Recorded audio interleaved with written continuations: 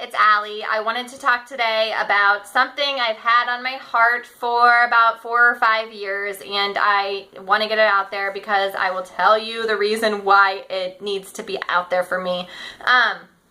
So anyways, a few months ago, I was at church over Easter, and I was doing my confession, and I confessed to our priest that while I love being a mom, I am terrified to have more children. And the reason isn't because I hated pregnancy or because I don't like kids, because I do. I love my children. The reason is postpartum depression. And the fact that I never, ever, ever, ever want to go through it again. And this is why I don't talk about it, because it makes me super, super emotional. But it's one of those topics that needs to be talked about because after baby number 2, I could barely find any information on it.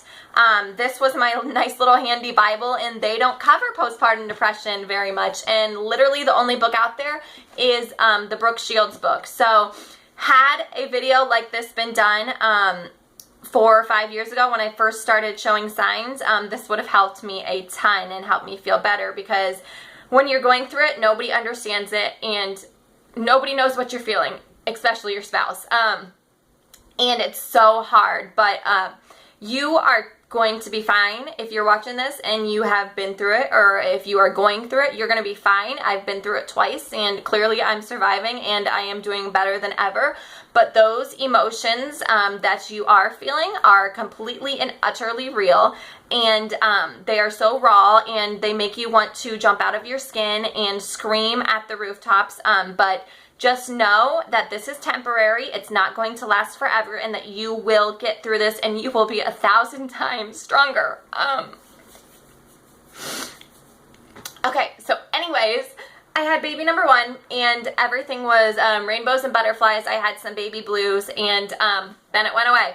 And then we had baby number 2, and the baby blues started, and they weren't leaving. And I was like, come on, like, you're supposed to be leaving by now, and it wasn't leaving. And I was in a group on Baby Center, and I was reading about postpartum depression and thinking that I had it, and I went to my doctor and got started on, I forget what they started me on first, like a low dose of Lexapro, and I kept trying to find out more information about it because it takes a few weeks for the medicine to kick in, and I wanted it to be instant, you guys. I wanted that to go away, like, right away. I wasn't having, like, symptoms of hurting myself or my children, but it would, like, kind of creepy thoughts would jump into my head, and I'm like, no, that's not normal, like, this isn't right. And then what tipped me honestly over the edge was the anxiety was like up here, like crazy. Like, I was scared to give Luke a bath. I was scared to go in the car with him. It was horrible. And then, you know those articles that you shouldn't read and you know better than to read them? Well, there was one floating around our birth group on Baby Center, and it was about a mom in our group, and she had postpartum psychosis. And I knew not to click on it. I was like, Allie, don't click on it. Like, this is going to freak you out. And it's kind of like watching those scary, like, women who murder their husbands. Like, you shouldn't watch them because they're just going to freak you out. So anyways, stupid me clicked the link because I wanted to read about it and make sure that's not what I was going through. And she ended up, a few months in, she had postpartum psychosis, and they misdiagnosed it as postpartum depression, and she ended up committing suicide. And like, she left her baby and her husband, and it, like, I was terrified. I was so terrified because my medicine wasn't kicking in yet, and I didn't know if that's what I had. And thankfully, you guys, I didn't have that, and it just scared me, because when you're feeling these feelings and then you read the symptoms of, like, something like postpartum psychosis, you start freaking out. You're like, do I have that? Like, is this what it is? Are they misdiagnosing me? Is this going to be me? Is that going to be my name up there? And it's horrifying. So that made mine 10 times worse. And if I hadn't read that, I don't know if it would have been as bad. So anyways, I was waiting for my medicine to kick in, and it takes about 1 to 3 weeks to actually take a full effect into your body and to start feeling the results from the medicine. So anyways, I wasn't sleeping, and then I read that crap, and then it just got me in this vicious spiral of no sleep, anxiety up the wazoo, and just, it was crazy. And so I remember one night, I was just sobbing, and I couldn't stop, and it was just like, if you've ever had an anxiety attack, it's like one anxiety attack after another, after another, after another, and it's all on top of me having a 1-year-old and a newborn, and I'm breastfeeding, and my husband just started a new job, and he just wanted me to snap out of it. Like, he was like, Allie, just stop. Like, just stop. And you can't. You can't stop it. And it's so god awful. So it was very hard for us. Because he didn't understand me, and he didn't understand it. And some men think that anxiety and stuff is fake, and it's not. Thankfully, my mother-in-law had worked in mental health, and she totally understood it and would reassure me that my feelings were completely normal and that I just had to get through it. So anyways, that's what happened with Luke, and it was horrible. But after a few weeks, the medicine started kicking in and things started looking up, and I got through the hump. I think I was on it for a few months, and then I weaned off. And then I was terrified to have baby number 3, but he came out, and nothing happened. It was literally picture perfect again. So we went on to have number 4, but in the back of my mind, I was like, is it going to come back? Like, it didn't last time, but it did after baby number 2. So I was prepared, you guys. I was ready to go. I had like all this food here, just like that helps anxiety and depression. And I also had my placenta made into pills because that's supposed to help with postpartum depression. And so I was ready to go. I was not going to get it. And so in comes Sam, and 2 weeks go by, and everything is great, and I am like, oh, thank you, God. Like, yes, I'm not going to get it. But then one night when I go to bed, I felt my heartbeat, and it just felt really slow. And usually, normal Allie wouldn't have cared, but crazy after pregnancy, hormones out the wazoo, your body trying to get back to normal, I started obsessing about it. And we have a tracker for your blood pressure, and I would literally, Jordan would be sleeping, Sam would be sleeping, and I would be up tracking my heartbeat and heart rate like a psychopath. You guys, it was crazy. And then I got in this vicious cycle. I couldn't sleep then because I thought my heartbeat's slow, something is wrong with me. And like I said, it's all those hormones and everything is making you more anxious than you really are. So I couldn't sleep. And then guess what? The next day, I still have to take care of my 3 kids and breastfeed a baby. And then I'm more tired. And then I go to sleep, and then my heartbeat thing starts freaking me out again. And then I'm up a whole nother day. And then again, and then again, and then again. And then I'm not even sleeping. Not sleeping at all. Great. Great recipe for postpartum depression and anxiety. So I spiraled myself into it, all because of a heartbeat. So I go to my doctor, and I get on Zoloft. And it takes a few weeks to kick in. And she said, if you want something for the middle point between those weeks, here's some Xanax. And I was like, no, I don't need that. Like, I'm breastfeeding. I want to breastfeed. That's the most important thing right now. And so anyways, I go home, and I start taking my medicine, and I start taking it at night, thinking that it's going to help me sleep. And it doesn't. And I'm still not sleeping, you guys. And it's just getting worse and worse and worse. And I missed Christmas with my family that year. I had to call my parents sobbing to come pick me up because I couldn't be in our house.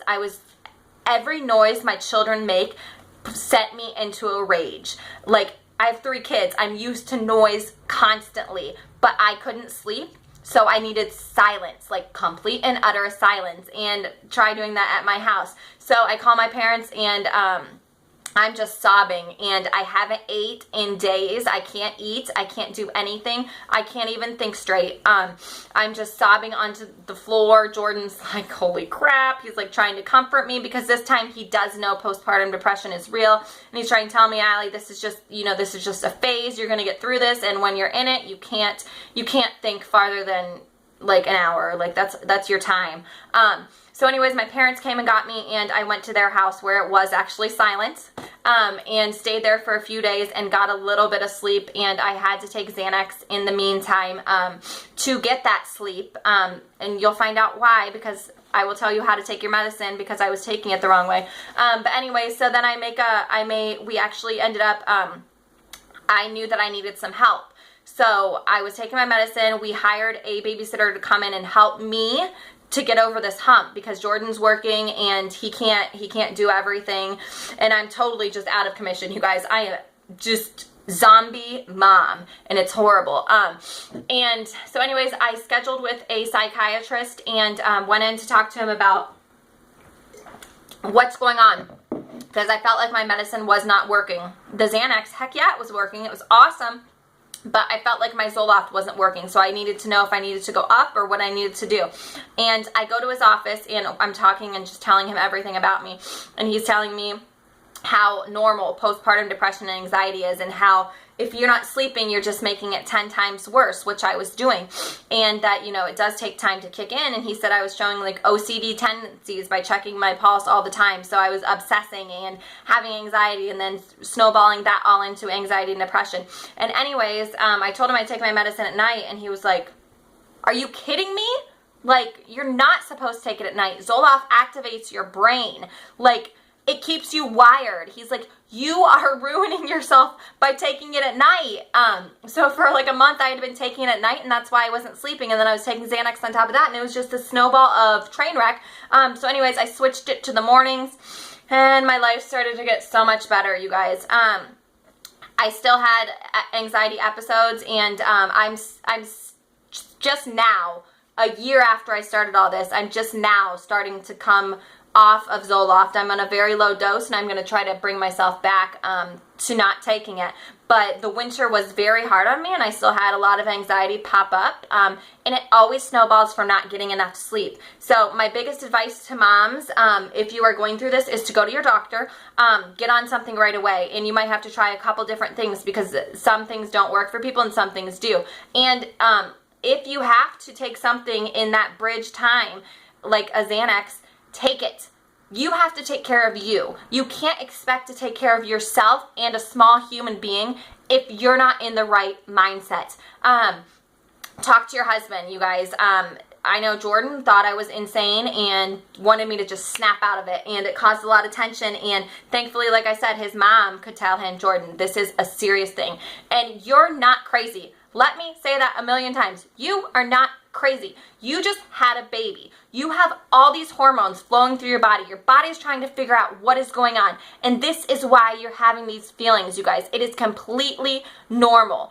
You have to start something. You need to go talk to somebody. You can't keep it inside. If you want to email me, email me. I will talk to you. I will talk you through this. I have friends who, me and her both knew we would have this, and we called each other and chatted our way through it. You're going to get through this. It's temporary, and you're going to be so much stronger, and you're going to be able to relate to people better, and you're going to understand what people are going through, and you're going to have empathy, and you're going to feel for people. And although I hate it, and the fact that I had to go through it, I am a much stronger person and mom and woman because of it. And just please, please know that you will get through this, and know that the feelings you're feeling they're normal, and this is your body's way of just your hormones and stuff. So please try to get some sleep. Go see your doctor. Get on something. Talk to your husband. Let your feelings be heard. Don't hold it all inside. Get them out, you guys. Write them down.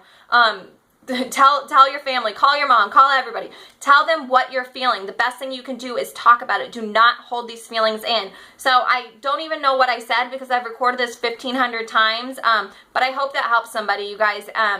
There are people, there's so many people, I can't even tell you how many people have told me I had postpartum depression or anxiety or this and that. You're totally normal, you guys. If you have to take Zoloft, who gives a shit? Like, I don't care. If it makes me feel better, I don't care. I don't care what you think about it. I'm going to take the pill and make myself feel better, because if I feel better, I am going to be a better wife and mother. So stop thinking that anxiety and depression is bullshit, because it's not. It's a real feeling. It's a raw feeling. And until you feel it, I really don't want to hear your opinion.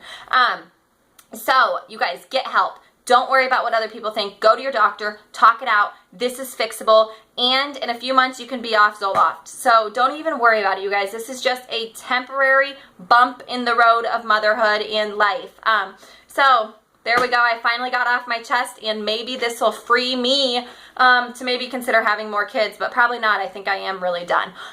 So anyways, just know it's not going to happen. It might not happen every pregnancy. It might, but you will get through this, and you will be so much stronger. So have a great day. Bye.